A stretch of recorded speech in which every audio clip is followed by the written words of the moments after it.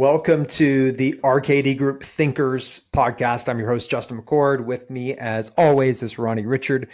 Ronnie, this is a super interesting conversation because it's our second guest from Charity Water, because it's someone from a different angle in terms of the role that they play. And because, man, this always happens, but because we found a fascinating through line after we wrapped up the conversation. So tell us a little bit about our guest.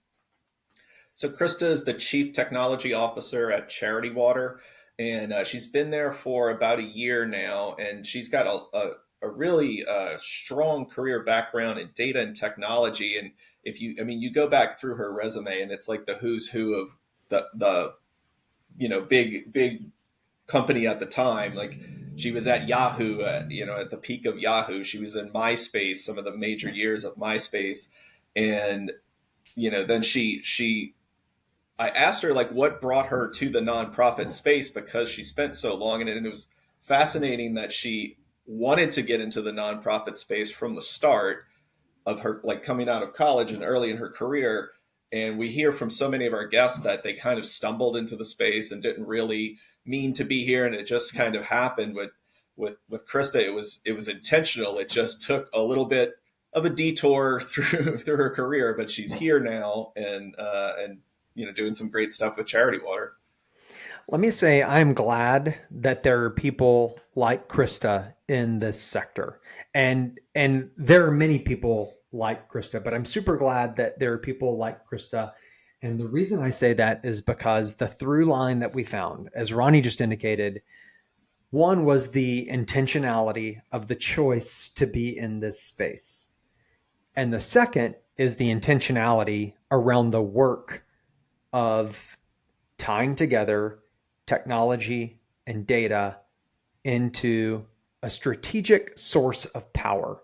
And so I know many times we'll hear nonprofiteers talk about their data challenges, their technology challenges, and we move the pendulum from best in breed to all in one to piecing together systems, and we're constantly thinking about the tools as a means to the end, and Christa approaches that differently. And so I'm thankful for that. We're thankful for that and for the opportunity to share her story today. It's also awesome for us to get to lift up and share the story of a female in a high profile tech role.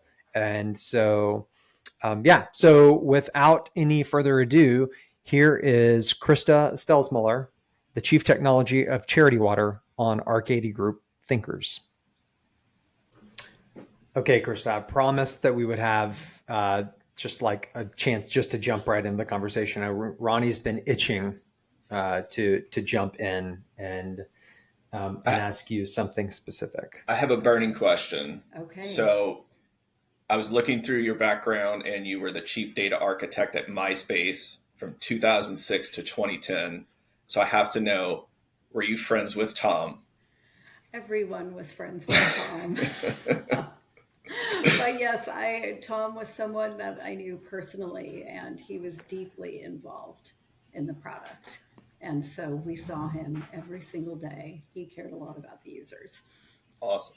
So for some of our younger listeners, first off, MySpace was a social media platform back in the day. It was the social media platform. Yeah. And when you joined, you always started off with one friend, and that was Tom Anderson, who was the founder of MySpace.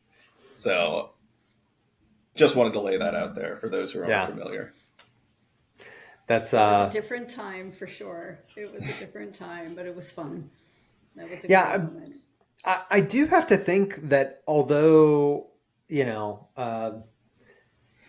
15 years, almost 20 years later, that while technology itself has changed dramatically, there have to be some roots in what was happening then that we're still using now in the way that we think about technology applied to marketing and fundraising. Oh, sure. I mean, I think the constant that has never changed is the data that underlies everything. To put it, whether you were collecting a bunch of communications between folks or people were uploading content and sharing things with each other, everything has always been rooted in how we can structure that information and share it back out to folks and use it in whatever way made sense. And so, yeah, and driving engagement, using that information to drive engagement, I feel like those things have been constant throughout many, many years. And we were using those techniques a long time ago, and I think they've just gotten better over the years. You know, you've had architects somehow associated with your role for the better part of 2.5 decades, right? So both, so post your time at Deloitte into, stamps.com, into Yahoo, into Myspace, into Small Demons, into Gravity AOL, and even now in the Charity Water, there's some sort of consistency of architect, and so um, as you've transitioned from company to company, platform to platform, how do you think about architecture in tying together that engagement data into what to do with it? Like there can't just be one playbook. No, well, so no, there's not one playbook because every domain of data, for instance, is different. And every moment in time around technical architecture is different in terms of what capabilities exist. Data architecture is very consistent, though. It's about structuring information for consumption. And what you really need to learn is the domain that you're working in so that you can structure that appropriately. But if your outcome is always trying to turn what you're collecting into meaningful information that can be shared and engaged with in some way, those techniques are fairly consistent throughout the ages. We can think about them in different ways, we can call them different names over time, but logically, we're structuring information, and that's fairly consistent. And how we apply technology to that is just an exercise in progression in terms of capabilities. So, in earlier years, we had to think about things from a scaling perspective in a different way. And many of those problems are solved today and have been abstracted away for us. And it makes it easier for us to do the things that we need to be able to do to turn data into information. Things have gotten easier over time, but the underlying principles are very similar. It's just what you have to apply in your day to day changes. And so teams maybe have gotten smaller, or they're able to focus on the business use cases far more than the technical underpinnings. That has changed over time. But generally, I think our needs around how we actually structure and use information have been consistent for many, many years. So as you're here today and you're at Charity Water and you're thinking about how your tech stack is built and how not only the pieces that you use to put it together, the different products, but also how you interact with the people using them, what are some of the things that you've picked up or learned over your career, like time you spent at Yahoo and MySpace and places like that, talking about building these systems? Like what are some of the things you picked up in those early days? Yeah, I think that one of the most important lessons that at least I have picked up is that there's a confusion between more data and valuable data. And there's an idea sometimes that if you can just collect more and more and more of it, magically something great is going to happen from collecting all of that data. That's usually never what happens. What happens is you have to actually think about what your output and your outcomes are that you want, and be very thoughtful about what you collect and how you structure it so that you can turn it into something useful. And so I see that mistake being, I always see that mistake made where it's like, oh, okay, if we just throw in this additional data source, somehow we're going to turn it into something meaningful that will give us insights. It's generally not how it works. Generally, you have to really be thoughtful about your outcomes first. If you're not thinking about those outcomes first, ahead of collecting all of the information, you'll end up going down paths that just lead you nowhere. Now, boy, that feels like a segment into the nonprofit sector. Because there are some pockets where we have spun our wheels and stayed the same for far too long. And so I'm curious, as you moved from the for-profit side into the nonprofit side, what were some um, initial things that you observed or identified that either, wait a second, this is far more advanced than I anticipated, or wait a second, this really stands out as stuck and needing to be, unlearned and rethought. Yeah, I think this is a good question because I have a long experience in for profit and a very short experience right now in nonprofit. And I think what I am very lucky with at Charity Water is a very tech forward organization. So I was able to join an organization where I felt like we had the team in place to be able to meet some of the ambitions that we had around what we wanted to do with respect to how all of these systems integrate and work with one another. So I'm going to draw a little bit on some of the other conversations I had as I was exploring this space and trying to make the transition into it. I think what stood out to me was how many folks I worked or spoke to where technology was thought of as a cost center and not as a revenue driver.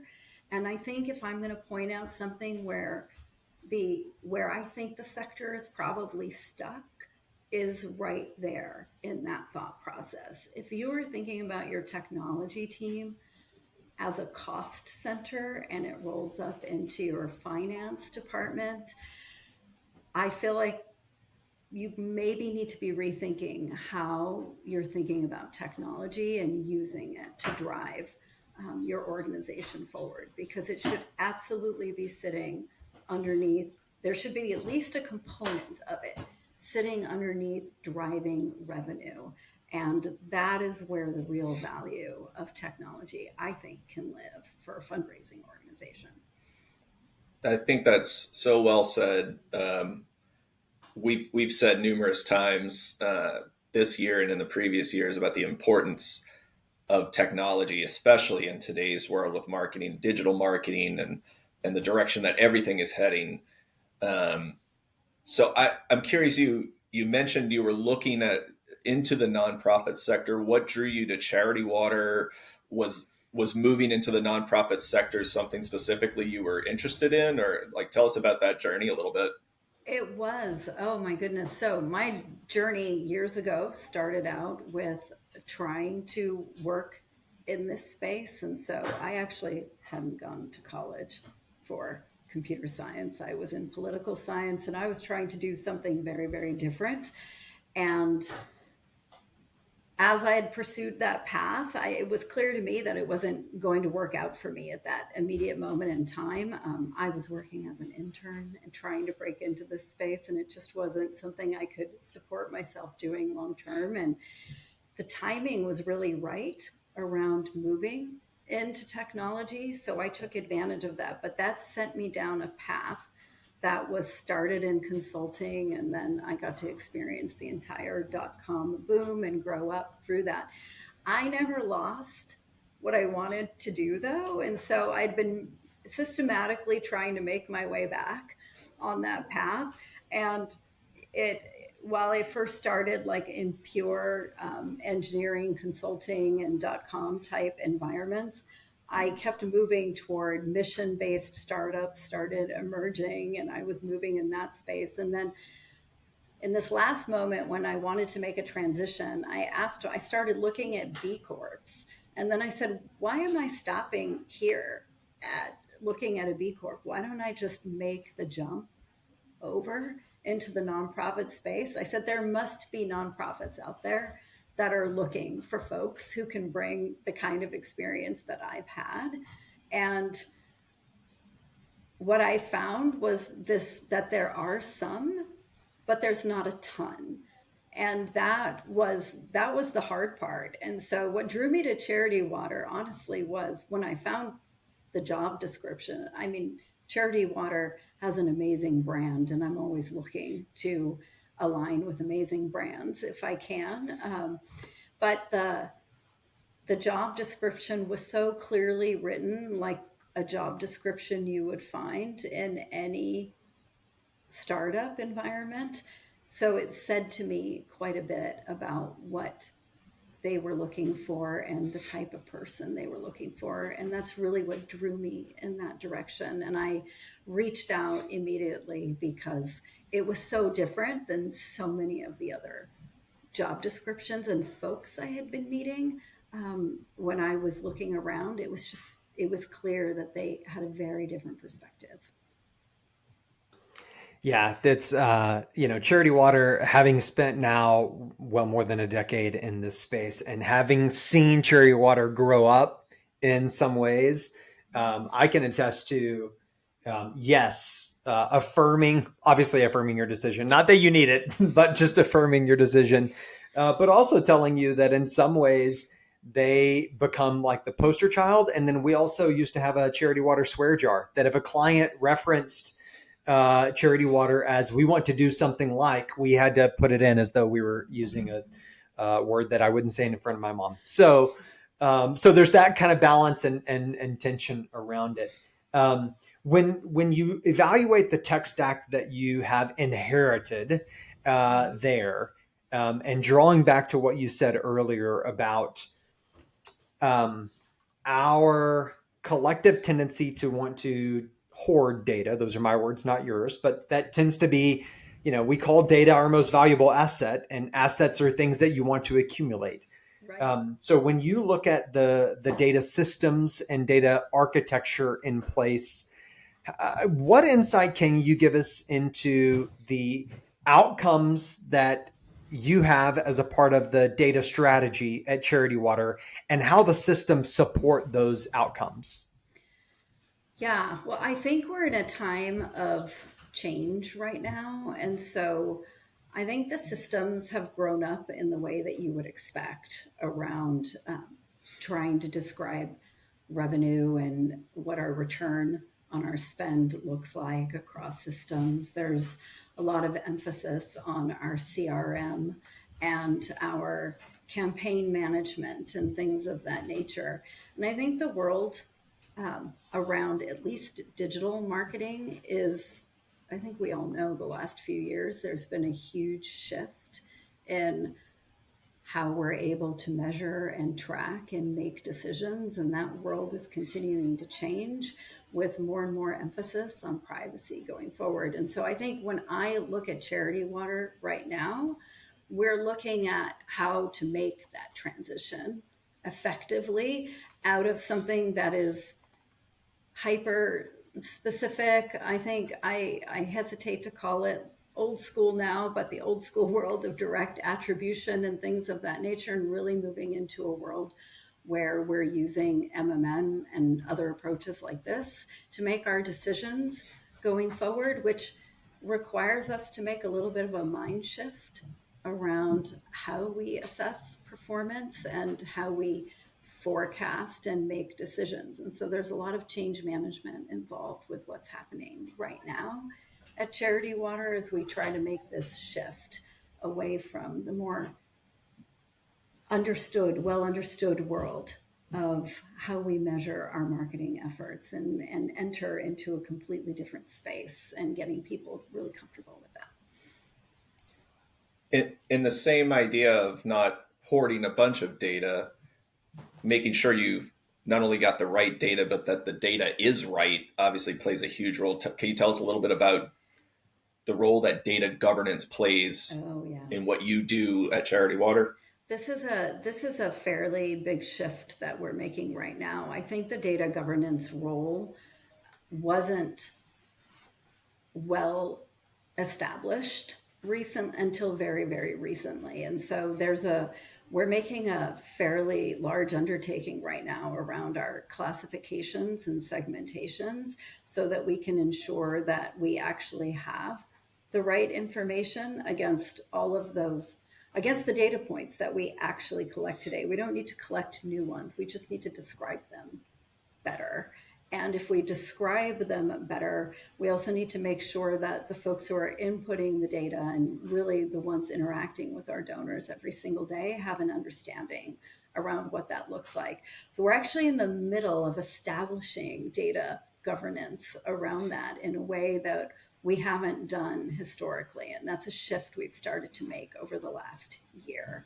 And so I think that's another area of change management. And so I think there's a lot of change management in our world around how we understand performance and how we understand data. And I think that we can put forward a lot of the solutions, right? But it's really that path of carrying people from one into the next. That's where we spend most of our time. So it may not sound as exciting to say we have to spend a lot of our time in soft skills and education and all of these spaces where we want to make sure we establish credibility and bring folks along. That's actually the harder part of the process, is that change management process. We can bring the solutions and all of that, but without the change management, there's not a lot of success. So that's where we're spending a good chunk of our time, is trying to establish that process of change.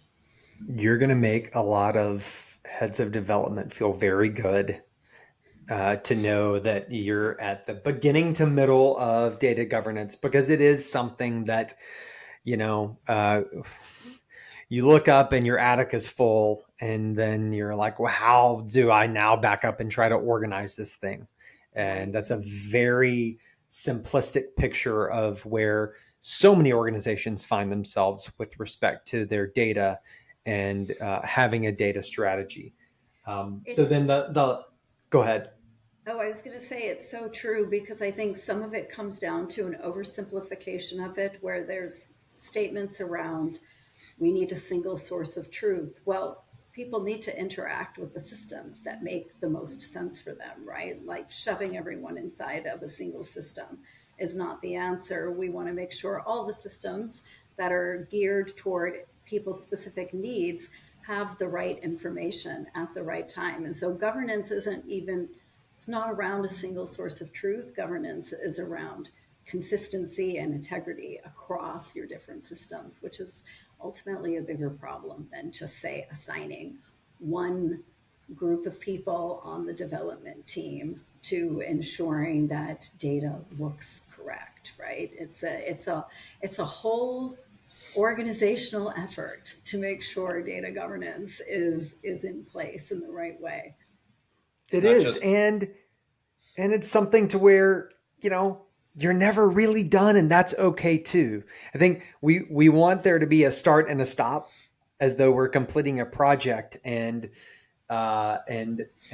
we should never stop changing and Right. never stop evolving and never stop progressing, and therefore change management is never done. We always have to navigate the change and migrate it forward. I think that there's this one other component that I'm really curious about, Krista, from the way that you're approaching your work and your role. And that's the other thing that I think many times what we see from our clients and in the broader nonprofit landscape is that we like to live fiscal year to fiscal year. Like we like to live in these 12-month blocks of space, and then we start over the next year. And so I'm curious, to what extent does like a multi-year roadmap around data and technology play into the way that you're approaching your role? Oh, It's actually very important. And this is another thing that was really great about Charity Water was the long-term plan. There is a multi-year plan all the way out to 2030. And we try not to anticipate too much where things are going out in the future, but the road for data in particular has been mapped out across several of those years. And it's a key aspect. It's part of our key strategic initiatives. So that's what I mean when I say it has to be an entire organizational thing. It can't be on one team that you call the data team or something along those lines to actually make it happen.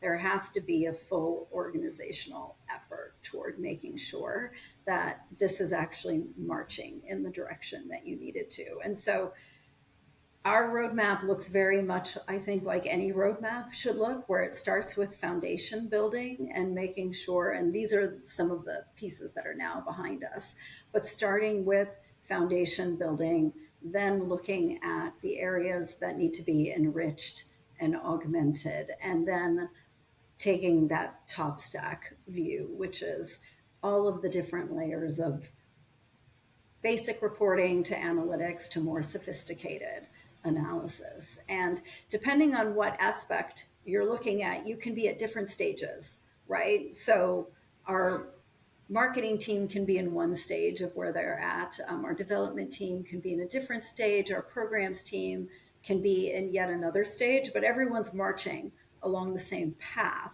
toward getting where they need to be. They just may be at different points in that roadmap. Krista, And it's a before big we part of what we do every yeah, day. before we wrap up, I want to just change course slightly and go back to thinking about your career some. Who are some of the people along the way that have influenced you, or have taught you things that you're still using today at Charity Water? Ooh, this is such a great question. Okay, who influenced me? Very, very early in my career, this I don't know that this is a name that anyone will know, but at Deloitte and Touche, I had an amazing mentor, and his name was Shazad Sudarwala, and he was a huge influence in terms of the direction that my career took because he set me on the path of data and working in that part of the stack versus, say, working on the front end or any of the other parts that I could have gotten started in. So I feel like he was a huge influence in terms of how I got started.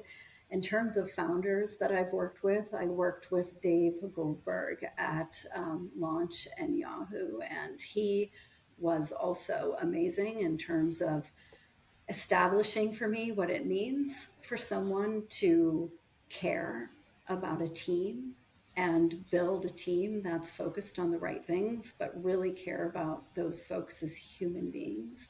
And so, really set a bar for me in terms of what real people management could look like overall. And then I have had a partner that I've worked with for many, many years. I just have a couple very, very good friends who are, I would consider to be great influences for me overall. And one of them is Hala Aladwan, and another is Dave Brown. And they are two very, very different people who've been very pivotal at different points in my career, but were what I think of when you find a great partner that you can work at role after role together and you grow together. Those folks tend to be influential for me overall in terms of how I grow. Very cool. Yeah. That's so awesome, Krista. Thank you for spending some time with us. If folks want to connect with you, and if they want to pick your brain on how they're approaching, tech for their nonprofit or trade notes, et cetera, what's the best way for someone to connect? I think the best way is to just reach out at Krista@charitywater.org. That might be a way, and also on LinkedIn. I'm very accessible on LinkedIn. So if you send me a message there, I will get it. Very cool. Well, Krista, we're huge fans of the work that you're doing. We love seeing people lending their time and their talents towards things that that make a difference, and you're doing that in droves and in a couple of different aspects. So thank you for the work that you're doing, and thanks for hanging out with us a little bit today. Thank you for having me. This was super fun.